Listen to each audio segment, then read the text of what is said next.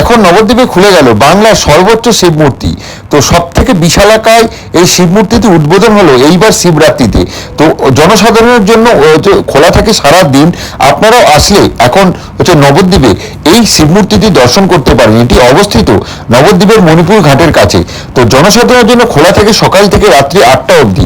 সন্ধ্যেবেলায় এখানে কিন্তু লাইট অ্যান্ড সাউন্ড শো হয়। তো দিনের বেলায় এটি ঘুরে দেখার সাথে সাথে চাইলে আপনারা ভোগ সংগ্রহ করতে পারেন পাশের ভোজনালয় থেকে। আর এই শিব মূর্তিটি দর্শন করতে আসতে চাইলে দিনের যে কোনো সময় এসে উপভোগ করতে পারেন।